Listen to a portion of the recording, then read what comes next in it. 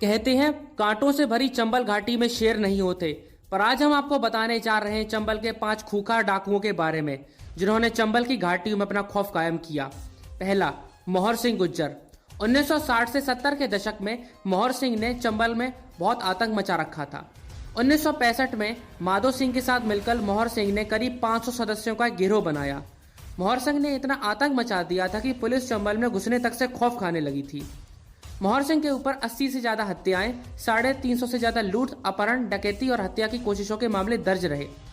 मोहर सिंह गैंग पर उस समय का सबसे ज्यादा 12 लाख रुपए का इनाम पुलिस ने घोषित कर रखा था, जिसकी आज समय में कीमत करीब 1.5 करोड़ बताई जाती है। मोहर सिंह गुज्जर ने अपनी पत्नी और बेटी की सिर्फ इसलिए मार कर हत्या कर डाली थी क्योंकि मोहर को अपनी पत्नी और बेटी के चरित्र पर शक था। आखिरकार 1972 में उसने अपने 500 साथियों के साथ आत्मसमर्पण कर दिया था। दूसरा, रामबाबू गडरिया। रामबाबू गडरिया के गिरोह में 80 से ज्यादा डाकू थे। कहते हैं रामबाबू अपने साथियों को बदल बदल कर उपयोग करता था, इसके बदले उन्हें हिस्सा दिया जाता था। आंकड़े बताते हैं कि 1997 से गडरिया गैंग ने कई लोगों को अपहरण करके लगभग 2 करोड़ रुपए की कमाई की थी, जिसकी आज समय में कीमत करीब 30 करोड़ है। रामबाबू तथा उसके भाई दया राम सहित पूरे गिरोह पर 15 लाख रुपए का इनाम घोषित था। साल 2000 में इस गिरोह के कई सदस्य पुलिस के हत्थे चढ़ गए थे। अकेले रामबाबू गडरिया की गिरफ्तारी पर 5 लाख रुपए का इनाम घोषित था।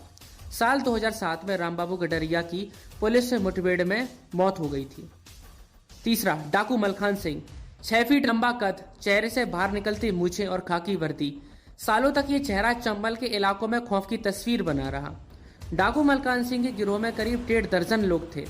इस गिरोह पर 35 पुलिस वाले समेत 175 हत्याएं करने का आरोप था। मलखान सिंह की छवि एक अलग तरह के डाकू की बन चुकी थी। उनका मानना था कि आजकल के लोगों से तो बढ़िया हम चंबल के डाकू थे। वो बताते हैं भीड़ों में 25-25 महिलाएं लकड़ी बीनने आती थीं, लेकिन किसी भी डाकू ने हाथ लगाना तो दूर, कभी बुरी नजर से भी नहीं देखा था।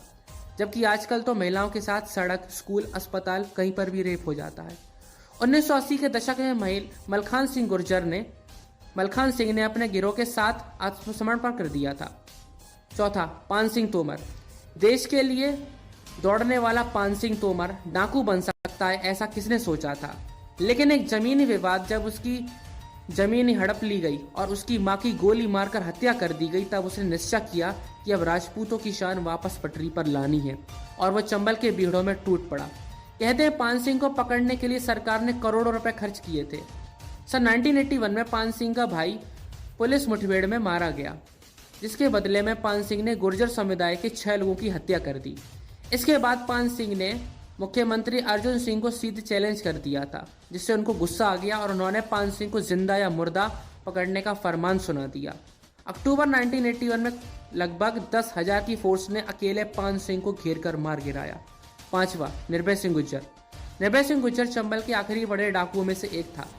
इटावा के बिठौली थाना क्षेत्र के पहला निवासी निर्भय गुज्जर ने 1.5 दशक तक चंबल के भीड़ों में राज किया। उसके ऊपर लूट, हत्या, डकैती, अपहरण के 100 से ज्यादा मामले यूपी एमपी में दर्ज थे। निर्भय सिंह गुज्जर के ऊपर सरकार ने 5 लाख का इनाम रखा था। गुर्जर का ऐसा आतंक था कि उसके फतवे से प्रधान विधायक चुने जाते थे। लेकिन कहते हैं ना, 4 दिन की चांदनी फिर अंधेरी रात। सन 2005 अक्टूबर में एक कुशल रणनीति के तहत